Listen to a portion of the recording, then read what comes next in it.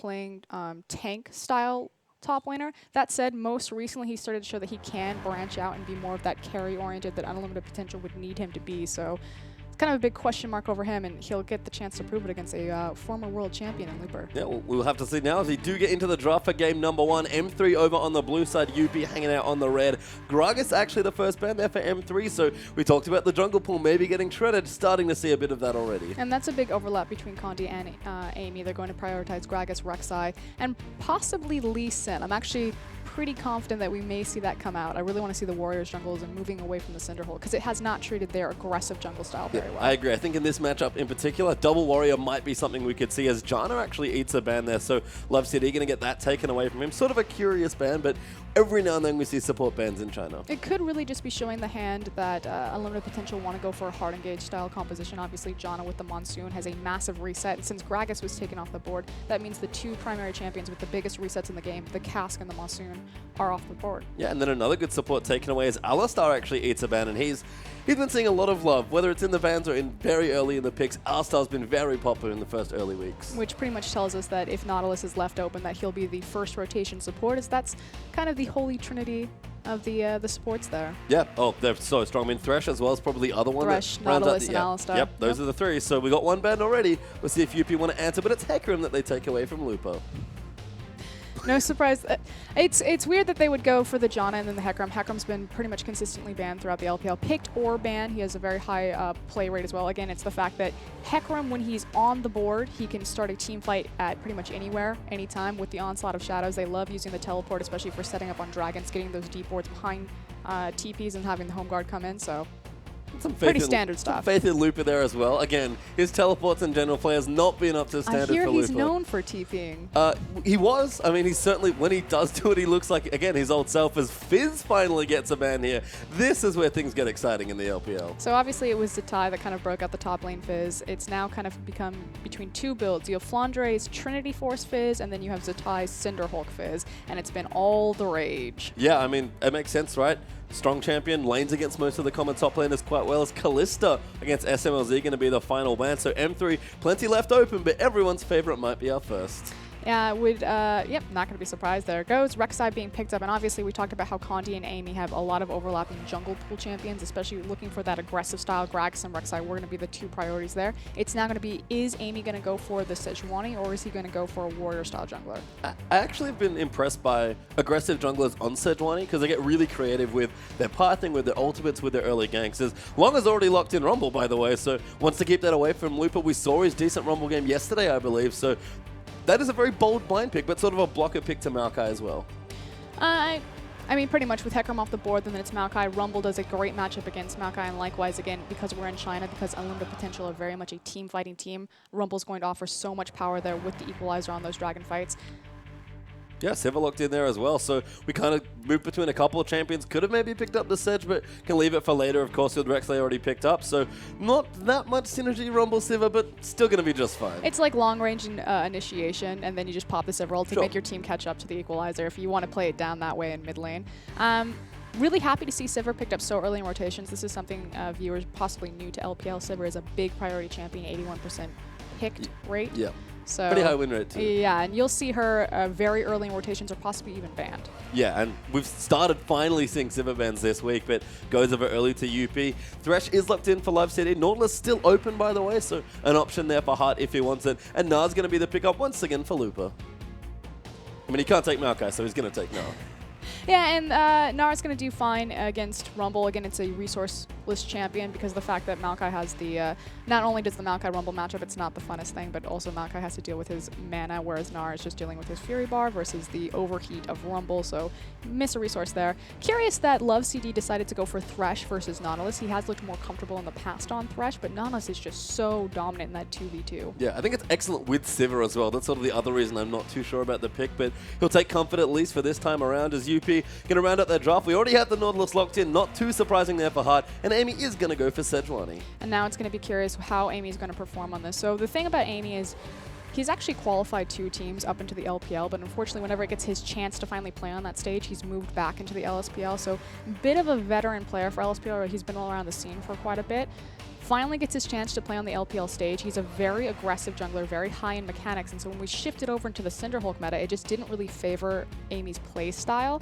Curious if he's going to be able to make it connect on Sejuani. Oh, we'll have to see as we do round out M3's draft there as well. Lucian actually the pick there for SMLZ, and Dade's going to go back to Cassiopeia. Now Dade sitting 2-1 on Cassiopeia. He was previously undefeated, but unfortunately Cool took that away from him yesterday on the Azir pickup. So the thing about Dade is he's always had a very relative small champion pool, but he was excellent on the champions that he had. He's now suddenly branching out into more meta picks like Cassiopeia, and looking fantastic on them. Yeah, I mean, I love Dade's Cassiopeia. It's just very flexible, lots of different things you can do. Very powerful, of course, as well.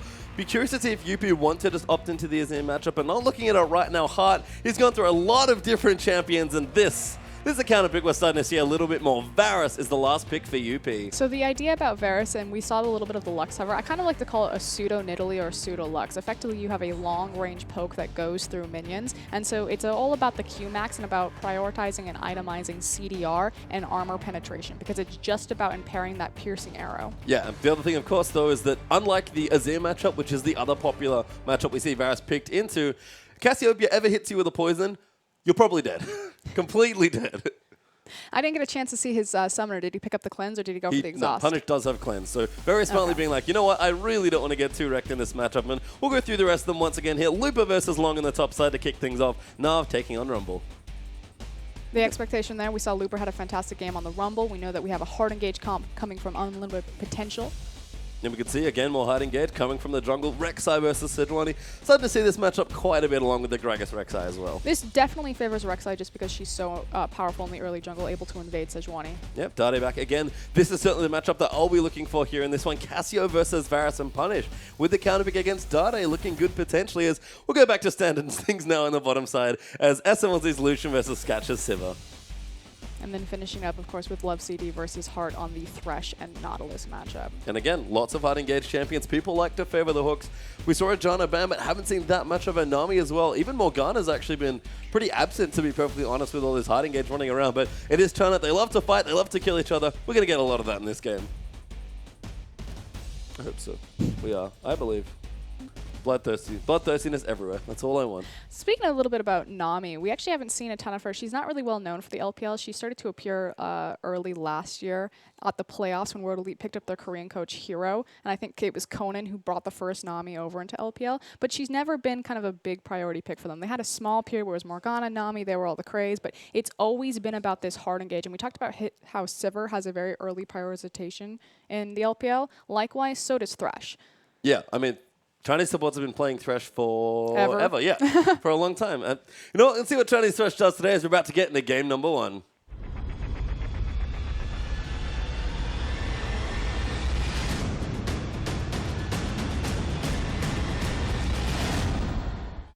And welcome onto the riff for game number 1 between M3 and Unlimited Potential. Dade is back on his now famous and new Cassiopeia and Punish with the counterpick Varus. It is cleanse versus barrier in that mid lane. If Punish can navigate this against a very strong looking Dade on this champion, I'll be quite impressed. The problem is that Dade just really hasn't been making it out of lane phase successfully to, again, be that big impact champion that Cassiopeia can be in the late game once she's stacked on her items and stacked on her passive. So be sure to watch Dade, see if he gets an easy lane phase. It's not quite so easy against Punish. No, Varus especially is, again, starting to come up as more of a counter pick, so we'll see how that develops as UP have already committed, by the looks of things, to a pretty deep lane swap. We've got the duel in the top side. Rumble's already joined Amy there in the jungle, and SMLZ love CD.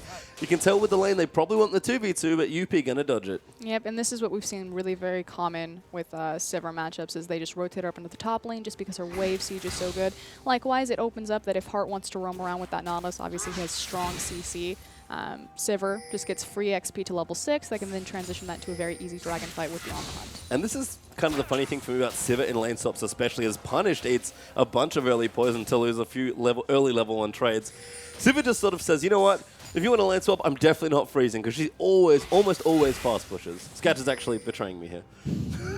It's okay. On the bottom side, SMLZ's pushed very far forward. And we didn't talk about SMLZ. We'll kind of touch on him. Lucian's a big power pick for him. Again, I can't say this enough. This guy was handpicked by Wei Xiao to be his protege. He had a lot of hype going on him for a long time, and unfortunately, he just never connected. He never really got there, so he gets his second chance on Master3. And you know what, he actually has looked fairly good. It's funny that M3 have had, I would say, a revolving door of 80 carries this year, and they've all actually been surprisingly consistent. So it's just a matter of if their bot lane's nice and consistent and can still carry, how consistently are Dade Lupa playing, and where's Condi's pressure going there as well? Again, M3, it's a big theme for them all year long, even moving from spring into summer. When they look good, they look great, but when they look bad, they just look like M3. Because you do see an invade actually, Hart trying to get the blue buff taken away, but just going to be annoying more than anything else. Does get a couple passive hits down.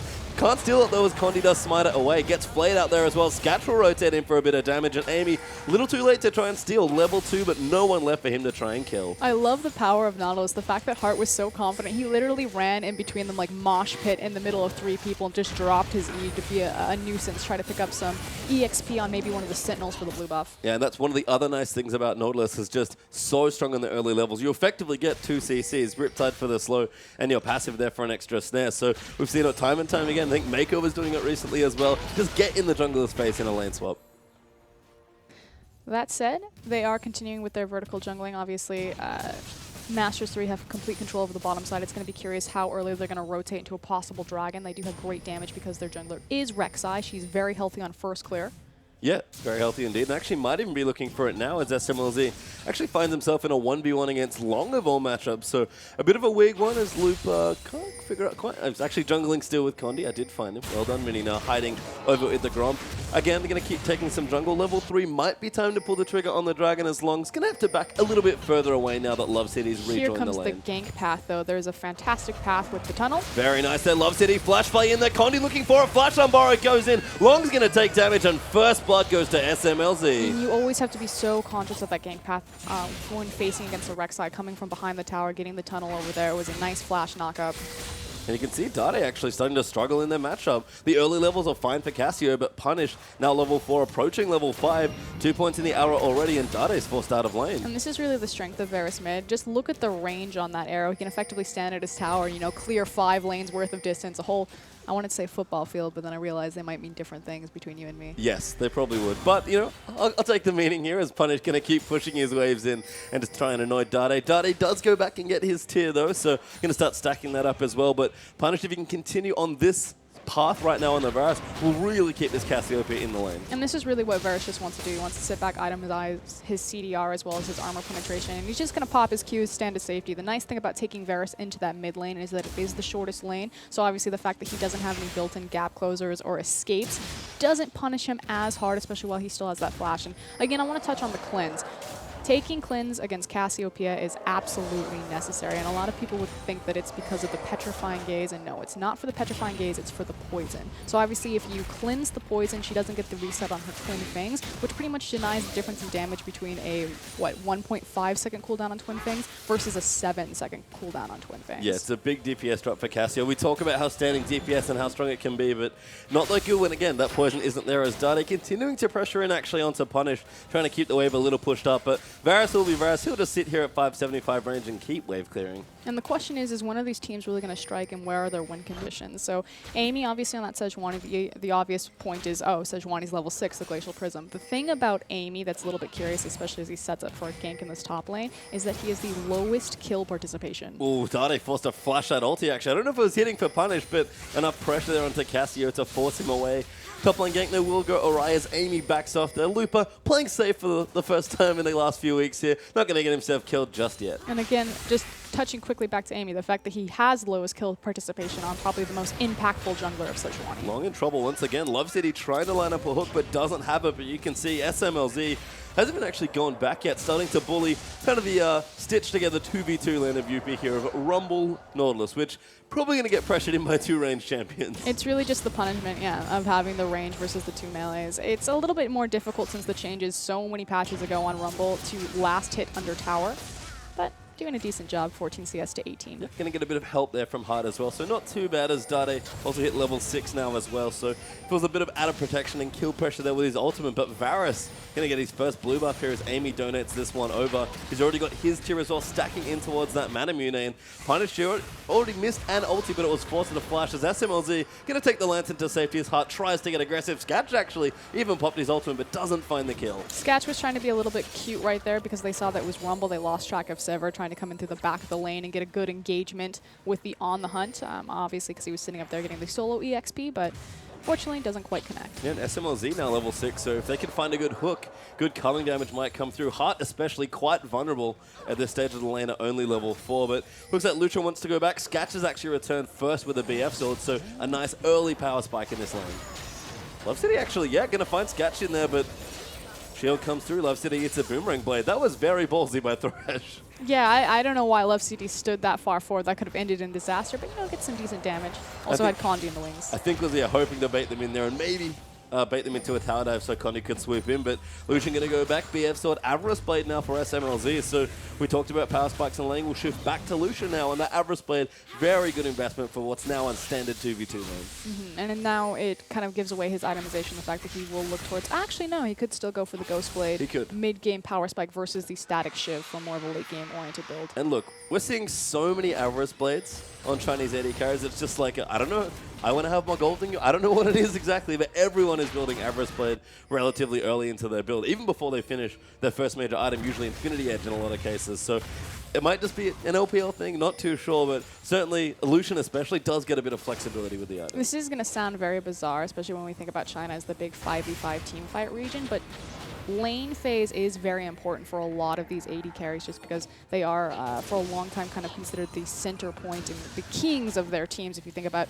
Uzi and things like that. So getting an Avarice Blade and prolonging your lane phase, stacking with your gold and finding your major items is definitely kind of a flavor thing for them. Yeah, it might be a throwback for them, but we are probably going to mean that Lucian will sit and farm as best he can here, but can at least keep the waves relatively pruned back against the Sivir. Dade, the target of a next gank though for Amy, and he does not have a cleansing. Condi actually spotted Amy himself. This will be a funny 2v2 punish though. Nails the ulti onto Dade. Petrifying Gaze comes through as Condi gets the knock up. Dade though going to get ulted up by Amy. Punish going to come through as the barrier, keeping him alive, and Condi keeps chasing through. Amy going to get flash auto to die. Punish could be the next target as well, but they don't quite have enough to kill him. So two things. Oh, hold on. Yes, Sketch in trouble. SMLZ diving forward, but he gets boomerang bladed. One more auto. Hart takes the kill, and Love CD tries the all in, but it doesn't quite get there. And this is another thing that we'll see very common in LPL. Once they see where the jungler is, where the enemy resources, they just immediately go in. So it's not going to be like one action happens isolated in the mid lane. Everything will explode all at once, all over the map. I want to talk about quickly the Petrifying Gaze because that was what really saved and turned that fight around. Obviously, likewise, Condi's flash afterwards, but a good cleanse from Punish almost saved his life. We talked... Ooh. Bad news bears. Love City he gets ulted by Nautilus, and that's clean up for Hart once again. You can never even get your full analysis out because the Chinese teams love to fight. Condi Speaking coming of which, back in. Sketch, good spell shield actually misses the Unborrow there for Condi, but not going to quite have enough damage. Didn't even finish the dragon that he'd started, so M3 starting to fall a bit behind, but do actually have 1,000 gold ahead just from farm. the bloodthirst. He wanted it. He did really want to. I mean, it is the LPL. That doesn't surprise me in the least. Looper in the top side though. Mega now actually has a Hex Drinker here, so going to try and navigate the early stages of his lane, but probably going to see him move into more tank items as long. Ruby Crystal there, presumably for an early haunting, guys. The thing that I'm curious where Looper's going to go as far as his itemization, because he already has his MR set up for the Hex Drinker there. If he's going to go armor, despite the fact that he's facing across against Rumble, simply because he'll be ready with both stats for the big team fight or the dragon fight that surely will be coming. Average dragon time for LPL is around 11 minutes. So we're just at that window now.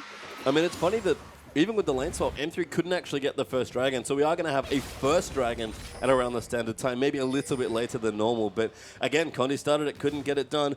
UP actually rotated their bottom lane back very early to make sure that they couldn't attempt the dragon here, and Condi's in the top side, so that might pull the trigger on the dragon here for unlimited potential. And again, it was really Sketch trying to get cheeky with his on the hunt and find a pick into that bottom lane when he walked into the bottom of it. It makes sense. Had a good power spike. BF Sword was ready, but SMLZ and Love CD going to leave the lane, I think, suspecting maybe that they don't have enough vision around the dragon, as Amy gotten quite aggressive. Going to find Love City really zipping in with a Moby Boots. Flayed back there as well. Going to try. No, doesn't even throw the hook out. Just says, okay, you get to leave, Amy. That was actually really scary from Love CD. Amy had the Glacial Prism back and available. Dade wasn't in the mid lane. If Amy had decided to turn and just burn the ultimate, Varus was there and waiting. Yeah, so UP again going to take the Scotter Crab and start this dragon. Double 80 carries effectively here between Sketch and Punish. Just Heart will rotate in as well to help tank.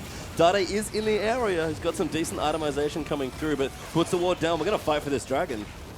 Glacial Prism's going to be obviously the big ultimate. Oh, Spell Shield there coming through for Sketch. Ultimate though popped in for Siva. M3 going to force them off the dragon and take it away. Varus ulti nails Looper, but Punish there going to get cold as Dade takes the kill out, and Glacial Prison far too late there for Amy as M3 get a kill and the dragon. No, you're absolutely right. The fact that Glacial Prism did land on 4 people, but about 15 seconds too late. Amy didn't even try to go for the smite steal. Not quite sure what was happening for Unlimited Potential. Looked like they were all on different wavelengths as far as communication. I mean, yeah, that's across the map as well. You can see Long there pushing in the top side. Now actually recalling as Dade's found a friend. Takes out Amy as Condi roams through the jungle. And Long going to look a little silly. Goes back, gets an item, but his teleport's just come back up. And Master3 just understanding that they had punished them and they didn't have that big ultimate, so they were able to freely walk into Unlimited Potential's blue side, pick up that buff. And again, Rumble not present for that dragon fight means that UP effectively forced a 4v5, and I guess the ulti was maybe for disengage there, but M3 still get 2 kills and the dragon out of that trade. And we look at Dade now in the mid lane, starting to get quite a bit stronger, 120 to 93 CS as well. But I love what Dade does with his Cassiopeia ability. Always does this. Rylai's after tier.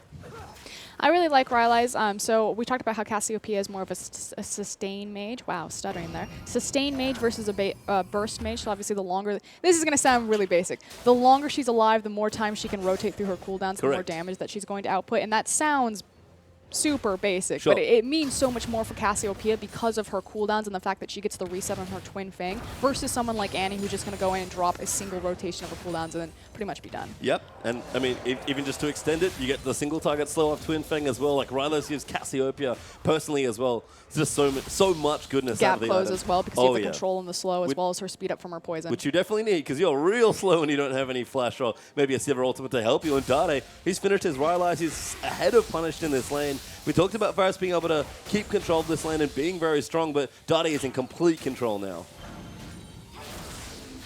Even though he's going to eat a Q or 2.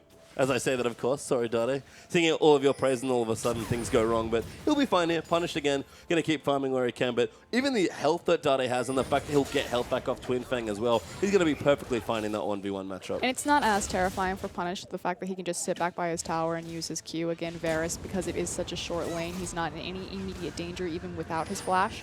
I guess the other nice thing is that kind of like Jace was, if you think back to the World Championships last year. Pretty much what he is. Yeah, he's just Jace. He gets the very same item build, similar power spike, really peaks at the mid game and then drops off pretty dramatically from there. He does one thing and he does it well. Lots of long range pokers. Sketch gonna pop the ulti in the bottom side. Hark gonna dive in with the depth charge. Amy's here as well. Finds the ulti, doesn't get anyone as they flash up, but Long, wonderful equalizer is gonna lock them up. Love City gonna be the first to die. Heart's gonna chase it onto SMLZ. Under the tower, he is maybe just enough to safety and a lot of resources used, but only 1 kill for UP. Condi's on the side, doesn't look like he's going to be able to engage that. And effectively, that was Unlimited Potential, just knowing that they had the TP advantage, knowing that they had a numbers advantage then on the opposite side of the map. Fantastic equalizer from Long, which pretty much saved a disaster of a ultimate from Amy. Yeah, I mean, went in there, not quite in range, and some good flashes and dashes kept M3 safe. Looper, though, did get the turret in the mid side. Dade's been pressuring this turret. You can see it's about 20% health left. Even Punish just can't keep up with now a level 11 blue buff Cassiopeia. And Condi looking for a dive means that Punish has to concede his tower. I love the pincher here from both sides. I mean, he should concede his tower. I don't think he wants to try and fight. Even Lupus here as well, ready for Mega now. Oh, actually just transformed. They're going to dive in. They'll get the tower. Love City finds Heart with a hook. Looper nars onto Punish, wallops him as well after the cleanser's use. Heart will fall though, and M3 collapse wonderfully. And really, it was kind of the paranoia that Dade still had the petrifying gaze that Long couldn't step, or excuse me, not Long, Punish couldn't step too far forward. You saw him in the back lane, a little bit hesitant. He goes for it. No, I have to make sure that I'm clear of that. Wasn't able to output the damage to possibly trade 1-for-1. Yeah, and you saw the cleanse for punish. He used it to get out of the Gnar, but Wallop was lined up just against the wall, and he got locked up enough to get them the tower. Dragon back in a minute 50 now as well. So 5-3 up for M3, almost 4,000 gold ahead, and it's been a fairly slow start to the game, but M3 have a strong lead here at 17 minutes. Dade also setting up for a... Yep, going in back with Condi. Poison will miss. Scatches here as well, and Dade maybe a little too ambitious on that kill. Especially, oh no, he just has his flash back up. He was ready. I mean, you land one Q on Cassiopeia. And you're just able to run him down. Yeah, they're dead. They're absolutely dead, especially once the Rylai slow Twin Fang comes in. But Looper has to get minions off his turret. Amy's up here as well, perhaps looking for a dive. Nautilus here as well, actually. Tower goes down on the bottom side, M3. A little sloppy from UP, kind of losing objectives across the map here. Losing a lot of their pressure right now because they're trying to decide what to do. I mean, obviously, it's a little bit of a difficult situation to tower dive a Gnar who is stacking up his rage bar so quickly. Yeah, actually has decent itemization now as well. Spectre's Cow complete, Giant Spot done as well. A lot of MR here for Looper and a decent amount of health. They're going to wait till he gets tired and goes back into mini now. They'll pull the trigger now. Looper gets ulted by the depth charge, hops away from it. Long though, finds the Electro Harpoon. Good juke from Looper. Oh, that's bad news. Hard finds himself into the wall. Going to take too many turret hits. And Looper 1v3 denies the dive. The trickiness of ganking a Gnar, the fact that he has the hop, and again, we talked about how Looper had built up quite a sizable rage bar right there. They didn't want to try to dive the Mega Gnar. Waited for it, didn't connect with the dredge line, have to walk away. And again, Looper having a much better game here. Very consistent, very safe. 35 CS lead here, but just, you know, keeping it calm. Although porting into the bottom side means Punish might be in trouble. Smite there for Condi will slow him down. Unborrow means that Varus can't really go anywhere. As Looper, where did he go? He teleported. Oh, there he is. There's Looper. Finds on to Punish, and that'll be a kill for him. I don't quite think that Looper needed to teleport for that, but obviously he gets something for his trouble. Well, Punish didn't flash either, so maybe, but Looper wanted a kill. Let's just put it that way. As long, going to keep pushing in the top side. No teleports now for either top laner, but Dragon is back up, which means M3 are going to look to take their second. And that's what's really important, the fact that Looper burned his teleport to the bottom side of the map while Dragon is up. He doesn't want to go to the top side and play with the TP discrepancy and possibly lose that later on down the road. So they should turn to this, especially because Dade also has the blue buff on Cassiopeia, can burn through objectives very quickly. Yeah, and after the pick, Punished is dead. He's going to come back up just now. Long will get the tower, but Looper's actually back into the top side, maybe trying to get some work done. Long, though, goes a long way around to keep himself safe, but M3 do claim the second dragon. Seraph, yes, I know the unintentional long pun. I didn't mean it.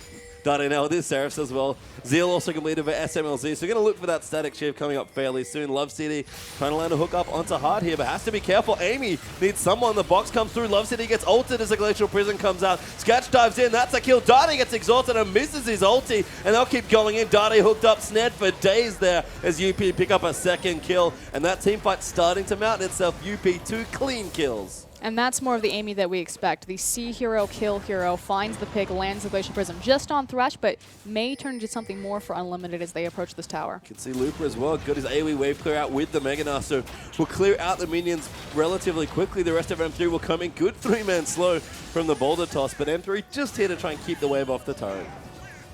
They do not have the GAT available to them, though, so I think they're going to have to give it up without that Lucian ultimate. There's no clear way to clear off that creep wave, which is why I'm actually really excited that SMLZ is deciding to go for the static Shiv build, especially because he's facing against Sivir. It's going to offer a lot more wave clear for Masters. Yeah, I mean, just something that you look down and you're right. There's just not that much apart from Cassiopeia setting up and sitting in a lane, sort of like Azir, just continuing to push the creeps back.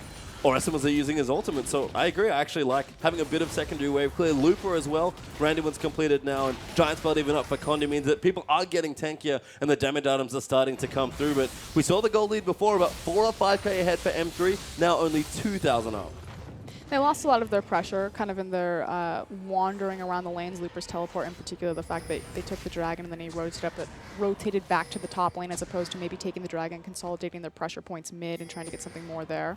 I mean, UP, again, starting to get stronger. Varus will peak relatively soon. Scatch almost has 2 items completed. It feels like M3 are the team that are being proactive, but what do you think UP can do here, sort of in this mid-game lull, to get themselves kind of back into equal and then into the lead? Well, they have their big itemization power spikes kind of across every single member. You just kind of listed it all off. So effectively, they need to press R. That's what their composition's all about. We talked about how the Equalizer and the On the Hunt can synergize and that you have long range initiation potential, that if you land the Equalizer, you just press On the Hunt, and it's almost like a garbage disposal. If the Equalizer's behind them, then you just run into them. Yep. Trash compactor, just press them in. Exactly. But M3 clearing out vision, that's probably UP's other big problem. SML's even split pushing in the bottom lane, very Wei Zhao-esque. I know that we mentioned that once upon a time this was the protege, so I like that he's sitting in the lanes, getting some empty farm, making sure Sketch can't be in the lanes and really pressure towers as Sivers want to do, and M3 continuing their aggression. And that's the big thing, the fact that they're spreading unlimited potential very thin by creating multiple pressure points on the map. It keeps the on the hunt away from the team, and that's the big hard engage ability other than the equalizer. I mean, yeah, it's the glacial prison, but Amy's been kind of hit and whiff with those. It's actually really clever from M3 because you look down on the side of unlimited potential, the only one that can really match split push is actually the Sivir. Maybe Long if he starts to get something like an Abyssal or really get his items going, but the best person to try and match that split push is Sketch, so you're right, just start split pushing and separate him from the rest of the team. Long now going to use the fact that he has the teleport available and take care of that pressure point in the bottom lane. It's going to be what are Master3 going to do with this window of opportunity that they have. Yeah, Rumble can teleport and get involved with the team fight, but if they're able to find a pick here by forcing unlimited potential to rotate to somewhere that they have vision or somewhere that they're setting up, which happens to be that red side jungle, could be too little too late. We started seeing this a lot from M3 actually, very early, almost EDG-esque. Baron time is coming through.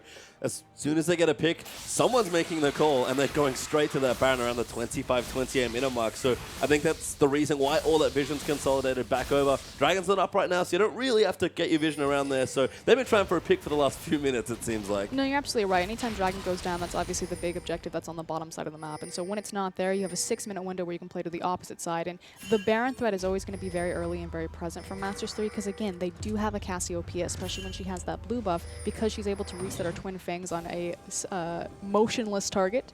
Just means that she can power down those big monsters. Yes, Baron, unfortunately, not very good at dodging the poison. His Scuttle Crab will get cleared out on the Baron side by unlimited potential, actually. So going to get a bit more vision around there. Dade level 13, trying to make something happen, but on the hunt's pop. Depth Charge in there as well. Dade's forced to flush away, but he knocks up SMLZ. Hook lands onto Dade, petrifying gaze to try and peel them off. As Looper dives in there as well. Dade lasted for so long, and Amy getting chunked out as Long's almost dead as well.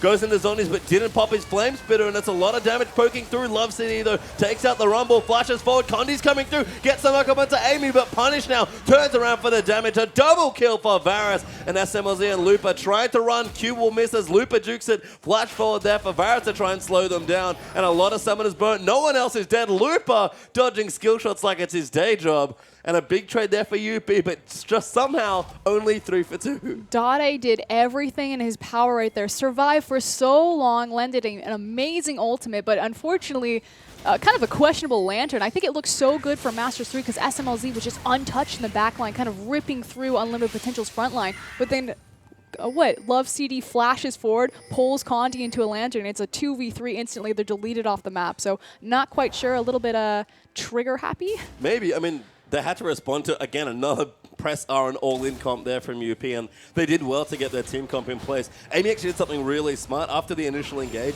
he actually peeled himself over the ridge, and all of a sudden, SMLZ was kiting off those tanks like, oh, I'm not doing damage to anyone now. Which is sad times.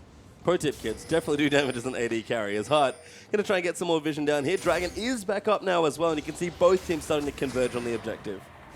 I can't get over that Lantern. Love City was like, forever. Take the Lantern. And Condi's like, I've made a terrible mistake. You just saw his facial expression mid-Lantern pull. He was like, oh, God, I don't want to be here. Scuttle Crab does actually go to UP. Sketch, I believe, stole it with a Boomerang Blade. So suddenly Long is very threatening with this high damage Rumble. And it's very terrifying because the Scuttle Crab obviously is not only going to grab vision, but the movement speed. And against a press R composition with Sivir, that is... Yep. If they needed more movement speed somehow with Sivir's ultimates currently being available, they get a little bit more. And the patience for unlimited potential right here. This isn't something that they're actually really known for, and as I say that, they actually pulled the Dragon. Yep. There's no reason to pull this Dragon, guys. You have a massive wave into the top lane. Just be patient. Masters3 will have to overcommit on something. Bottom wave's pushing as well, and Condi actually sort of re-engages the Dragon as UP, after the Dragon leashes himself back, will get on top of it. Condi might fancy himself a steal, but Hart zoning well. The Dragon does go to Varus, and Amy on the hunt is popped. M3 are trying to trade. They'll get the turret in the mid side, and luckily for them, the rest of them will survive. Best case scenario for Masters3, great decision making right there to say we can't contest the Dragon. Our waves are pushing against us, but we can't just run this straight up mid lane and trade tower for a dragon. Yeah, you can see running around. Love Seed either gets hooked up by Heart. Depth Shot lands onto 3 after it pops SMLZ. Glacial Prison gets the carries as well. Condi fighting in the backside as SMLZ gets his fadeaway culling, but Dade caught out of position, goes down. Condi fighting, takes out Nautilus and almost gets himself another kill, but a 2-for-1 win already for Unlimited Potential. Master3 kind of split their damage sets right there. You had Dade fighting in the mid lane, and then you had SMLZ with his full Gatling duration over onto the side, and unfortunately pushed out very early in that fight. And the issue is that Master3 aren't able to get their damage on the same point, protect it, and have a front line securely in front of them. I mean, it's part of the problem right here for the comp is that you look at the threats onto M3, SMLZ and Dade, very short range for the Lucian, so has to weave in and out of a fight. And Cassiopeia does great damage, but is very immobile, so all these ultimates are really good at doing just this. And so this is what we're going to talk about. So Dade right now locked up by the Glacial Prism. He's somehow going to end up, there he goes, into the mid lane, so he's pretty much fighting a 2v3 at this point. Now it becomes a 2v4, and SMLZ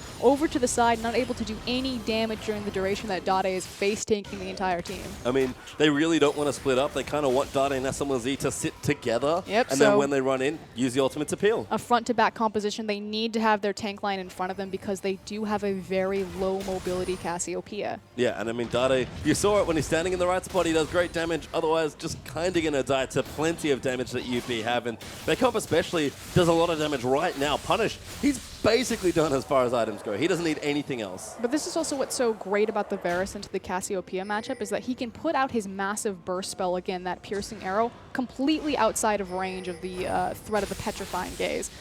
I mean, threat of anything, really. Again, we talk about the lane matchup. Dade gets ahead when he's able to lane Q. Scatcho actually going to pop it. Dade trying to zone them away. A little bit trigger happy there for UP. Long actually, yeah, hanging out with the Scuttle Crab looking to the bottom side, so maybe a misfire there on that Sivir ulti. Yeah. That was a little interesting. A little bit of a miscommunication. It was cute, too, because Dade was like, come on, please. Yeah, I mean, again, you don't want to run headfirst into a Sivir unless you're really confident you can kill her, so interesting decision-making here. UP trying to keep themselves back into the lead. They're actually pretty much equalized the goal, but M3 are actually going to start a very aggressive Baron. Long does not have his teleport yet. This is a 50-50 Baron, and Condi is level 12 to Sejuani's level 13, so Amy has the stronger smite. He's going to go in there, dives through. Rek'Sai, though, takes the Baron. SMLZ hits the Glacial Prison, though. He's going to die by the looks of things. Goes down to Sejuani. Oh! He will fall, but Dade going off Looper. Massive Nara ultimate, and they will clean house. Maybe Looper, little too low, going to get chased out by Punish and Scatch. Amy zoning out Dade there as well as Looper will die to a Varus auto. Dade still getting chased, but he's got no mana left. Scatch with the Boomerang Blade just misses, but they'll keep chasing in. The Permafrost gets the slow. Dade can't do anything else as Amy flash orders in for the kill. Oh, but Condi, hold on. He's going to come back through. No, he's found Punish. That's not what he wants.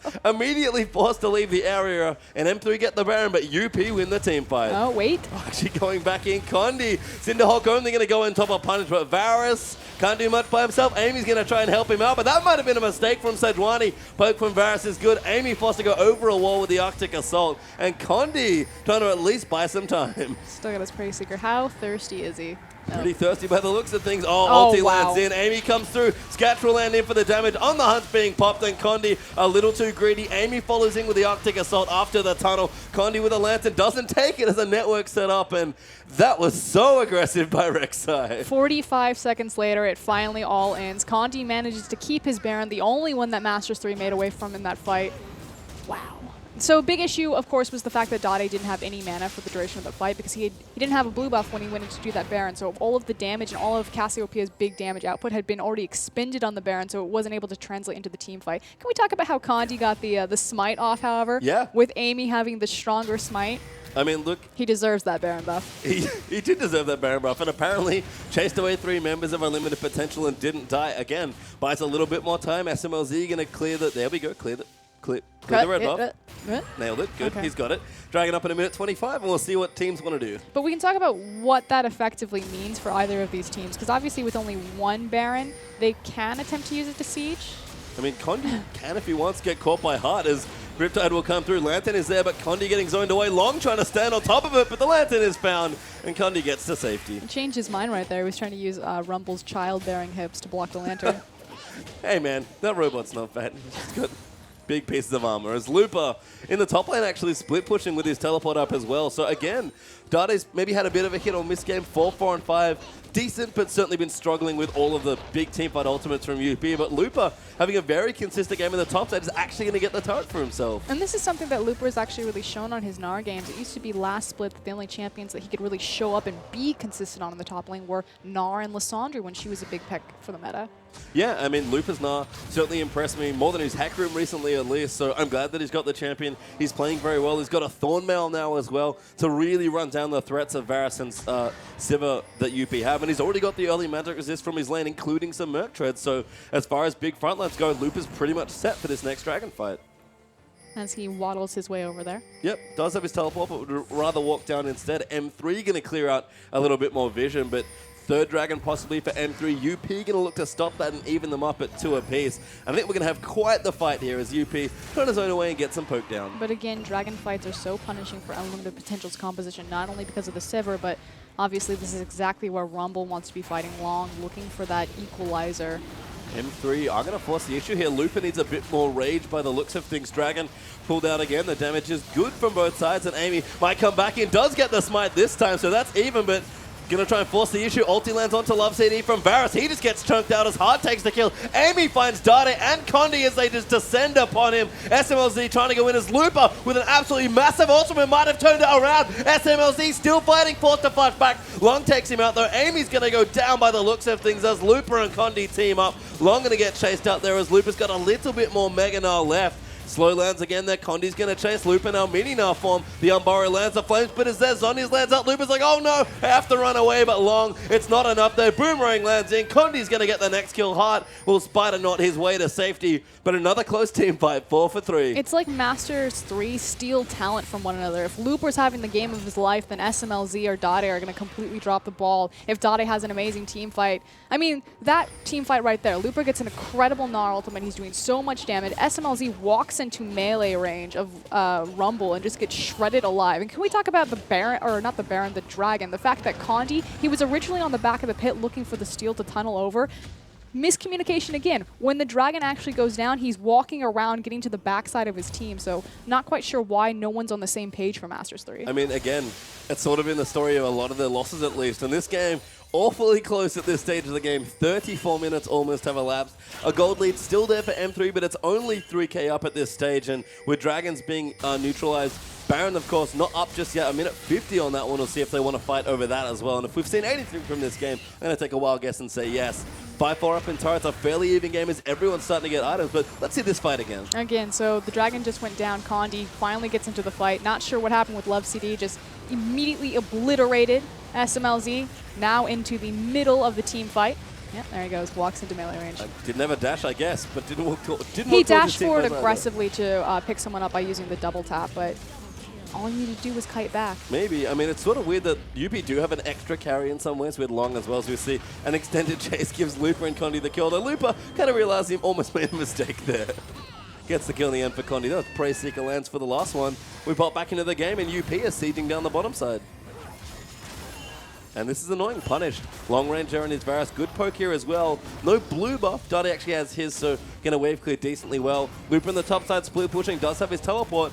And a decent situation for UP, but Love CD gonna find Scatch. Slowly comes through. Condi takes him out as SMLZ actually gonna get the kill with the culling, but Equalizer lands in there Long with a great Zhonya's to keep himself safe, but no, it's too much damage. Condi takes him out, and UP, it looks so good to start things off with, but M3 just on the better page, and Looper with the red buff of all buffs, gonna chase everybody down. House just missing there as the boulder toss. Won't quite land in, but Punish will get trapped in by Condi. Dade just keeps himself alive with the Zhonya's, and this time M3 win 3-1. And really, it was a misplay from Scatch. He stepped forward, so miscommunication. Hart says, I'm going to tank the tower, come push forward. Hart leaves tower aggro. Scatch steps forward, immediately eats a flash flay from Condi and just gets obliterated. Yeah, just got owned there by the Thresh as Looper continuing to go through as Dade. Looking pretty happy with himself at this stage of the game. 4, 5, and 6 on his cast here, but a nice healthy 287 CS. So again, having a decent game as Dade, but for me, I kind of called out Looper at the start of the broadcast, but he's doing excellently in this first game. Looper is the hinge in which Master3 are finding their success. Yeah, and he's done so well here as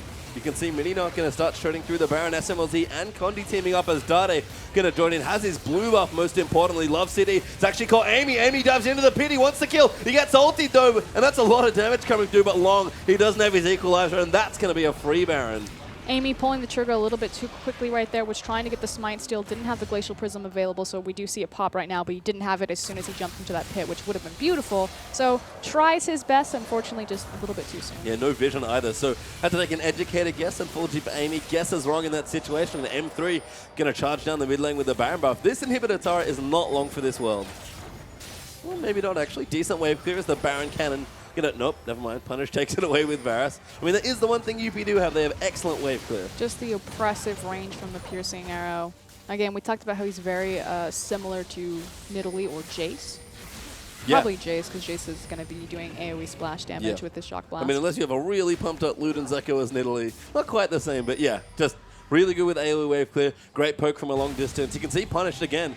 All the rest of these items are just luxury items at this stage. I wouldn't be super surprised to even see maybe a QSS come through as one of his last items. It looks like more of Malmortius is actually his next choice after Ghostblade, Last Whisper, and Muramana. So curious stuff here coming through. Actually, more done for Looper now as well, but M3 are getting tankier. The damage starting to mount up. Dade might not have had the best game, but he's only going to keep getting stronger from this point. And this is the thing about Cassiopeia. So she's strong in the lane phase. She can be a lane bully, although Varus has kind of come out to be kind of a soft counter to her. But she has hyper-scaling late game potential, a little bit of a weak mid-game power trough because she's waiting for her items to stack up. So now it's a point, how many stacks is he going to get on his passive now that all of the items are completed? This is a terrifying Cassiopeia. Yeah, and you can see the gold lead actually in the mid side for Dade, almost 2,000 gold ahead. Looper in a pretty similar vein there as well. And just across the board, M3 have a good lead in most of their lanes. That Baron really snowballed the gold lead back up in their favor, about 6,000 or 7,000 gold ahead already. Dragon back up in 20 seconds, so it means that M3, I don't think they even want the Dragon, they're just looking for a way to force UP to come and fight them.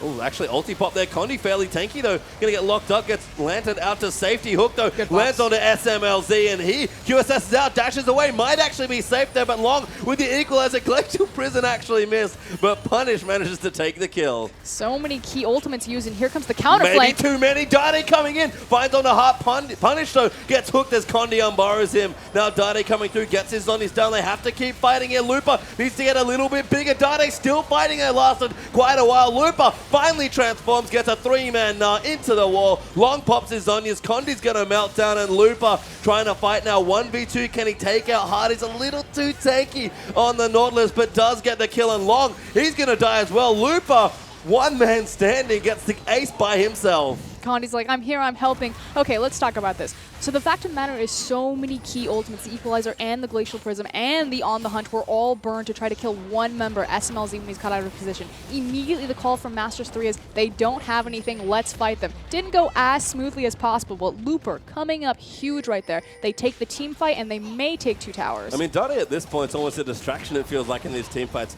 He is taking so long to die on this Cassiopeia, despite getting in melee range a couple times, and M3 get rewarded not just with an ace, but with a bottom lane inhibitor turret as well.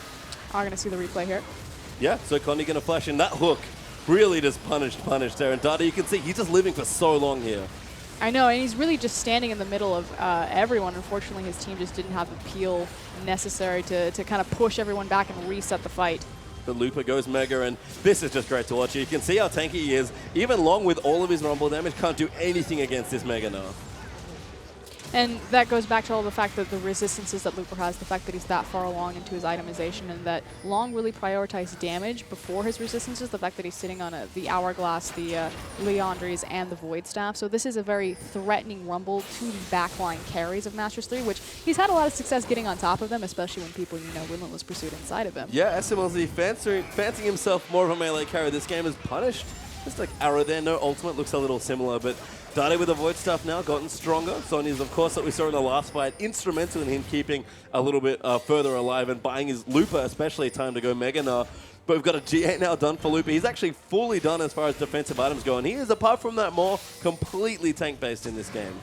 And he's still doing ridiculous amounts of damage as we saw from the last fight. So what's curious here is how Master... hold on, though. Yeah, gonna look for something here. UP again trying to set up for a siege, but Looper split pushing down in the bottom does have a teleport here. Love City a little too far forward, has to be a bit careful. Pops the box, though. Amy and Hart a little too far forward. Looper will pop back in. Wow. Amazing ulti, though, coming through. Equalizer laid down as well, but Dade still alive. They're gonna come through. His SMLC just gonna shred as many people as he can. Dade's dead, though, and Looper and Condi against the world once more. Hart gonna go down. Looper's about to go mega. You can know he fancies himself diving in. He needs somebody. Gets two with the ulti. Takes out Punish. Gets a triple kill. Might get a penta on Nara's Sketch. Trying to kite away, but Condi gonna clean up the next kill. Looper gonna come back round for Long. His GA is still there. He's got the slow. Actually hits the wall there with his bit of house, but Long gonna get taken out here. Mininar gonna keep his GA as well. Very well played by the jungler in top lane. Looper is unkillable. That's hilarious. Okay, so a fantastic Glacial Prism from Amy. Locked up, I think, all 4 members because Looper was on the side, split pushing. Burns his teleport to get involved on the back half as Condi Rek'Sai ults across to take the free and open inhibitor, which brilliant play right there. Yeah, really nice stuff. 12 seconds left on Amy and Hart, so no one going to be up here in time. Condi, it'll take him a little while without the Warrior and Jam, but he should get it eventually. That was, wow, a Glacial Prism. Everything went right for Unlimited Potential. They had a 4v5, they had a massive CC chain, but just couldn't deal with Looper and Condi when they got there. Didn't have the damage to shred through them. That's the story of the last 2 team fights as well. Condi needs his tunnel. Getting denied, though, finally finds his way out and will just go back through the network. And this is kind of a big issue with, I mean, Long built damage. They technically have a triple threat composition because you have the Rumble who itemized into full magic penetration, and then you have the Varus as well as the Sivir. So your big core damage, your 80 carries, you have double 80 carry composition. So obviously the armor on Looper is going to be doing that much more. But unfortunately, Long just can't make it happen for the team fights. And the other issue is that when Looper's not there, UP, when they go, it's very all-in with their composition. Depth charge, Amy's ultimate, Arctic Assault in, Don't save ultimate. any of the CC for the big... Exactly, and Looper just teleported in the backline and said, okay, you don't have any ultimates, I guess we can do this again. It's so weird to call Looper the big carry threat because he has 0 damage items. He's got the Maw. I mean, you kind of said it already, right, with Cassiopeia. The longer you stay alive, the more damage you do. Looper's kind of the same thing. He just stays alive for a lot longer and does less damage, but if he doesn't die, you're going to die before he does. The rotations of the boomerang, but there is the on the hunt. Yes, Gatch wants to go in again. Dade trying to make it happen. Hart, though, missing that hook as Dade flashes nicely. Looper going into Mega. Got chunked up pretty hard, though. But they are going to keep moving through. Culling just to zone them away. Dade eats a bit of poke there, so might have to back off as well. And Condi, lots of health there, but M3 finally getting poked off. That's the sort of fight that UP can win. But that's 3 major ultimates, again, burned on the side of Unlimited Potential, and you still have the big Petrifying Gaze as well as Looper's Meganar available. He's tired now, unfortunately, so will not be Meganar for a little while longer. Actually running back after taking a decent amount of damage, and UP, little hesitant to start the Baron, will get spotted by the Scrying Orb, but they're going in for it. Condi, level 18, is actually 2 levels up on Amy, so might be going in for the Smite Steal Punish. Gonna try and run it out. Love City pops his locket as Looper diving into the backline, trying to be disruptive. Long gets picked up by a hook. Condi gonna peel him off, and Looper 1v3 in the backlines. GA finally popped. Long flashes in there as well, but Unlimited Potential took way too long to try and kill Looper. Punish gets unborrowed there by Condi, and M3 will just keep running through. Looper's Mega now. Wallop goes in, but Sketch with a nice spell shield keeps himself safe. But a 3-0 team fight win for Masters3. Fantastic decision making from Master3. So the big thing about this is that there was a massive minion wave. We see this on the Nexus towers for Unlimited Potential. So Master3 knew that UP had to make a decision. Either they're going back to their Nexus tower to defend against the wave, or they're committing to the Baron. What does Condi do? He goes in so early, but this Rek'Sai is huge. He's so tanky, and because he's 2 levels over Amy, they need to kill him before attempting to smite the Baron. Sketch has lost a little too much. Their tower's going to fall. Amy's back as well, but M3 is going to brute force themselves on top of the Nexus. Sketch is dead as Looper gets himself an 11th kill of the game. Amy's going to make it 1 more for Dade, and M3 on the back of Looper's Meganar win the first game. We said it before the game, consistency is going to be the issue for Masters3, and Looper in particular was a big proponent for kind of being hot one game and off the next game. Comes up big, back-to-back actually, from his Rumble from the other night and now into this Gnar. And actually in this game, can carry it through to the end there for M3. And look, Dade, we talk again about consistency a lot for M3. Dade didn't have a great game, but he didn't have a Dade game. He actually had, you know, a decent game. He did enough work. There's great, and then there's Dade. I mean, whenever he buys the Madrais, we always love to play the game show Duo Dade. So there is great and there is Dade. Sometimes Dade can be both for himself, but he was kind of a role player. He did his job. He bought a lot of time and did decent damage, and Looper was just there to clean up every single team fight. I feel like Dade and Looper actually switched positions. It was Dade playing the primary engaged tank because he survived for so long when he shouldn't have, and it was Looper being that big Sustained damage threat.